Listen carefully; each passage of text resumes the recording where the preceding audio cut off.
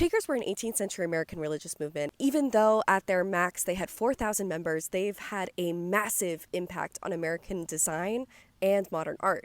While we can talk about their furniture and architectural design, I'm going to focus on something that is much less talked about, which is their gift drawings. So, this was a very fanatical religion. People had visions, there was a lot of movement, but all these people who were part of the initial revival had died off. So by the time you get to the 1850s, the population was reducing, especially if you don't believe in reproducing. It's going to be hard to keep a movement going, am I right? So the third generation of Shakers were looking for a way to get people really excited about being Shakers. But if you're not getting visions, how are you supposed to get other people to buy into what you're saying?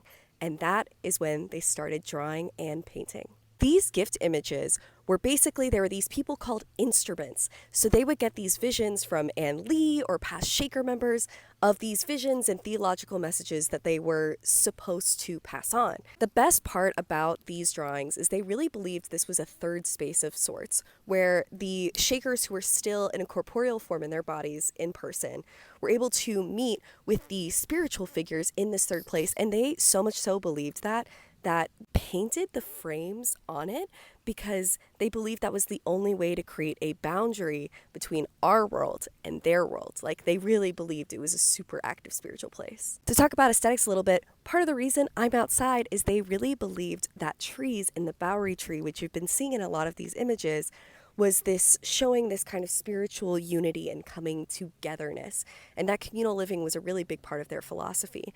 Also, you'll see circles and squares, which I could do a whole other visual breakdown of like what these symbols actually meant to Shakerism.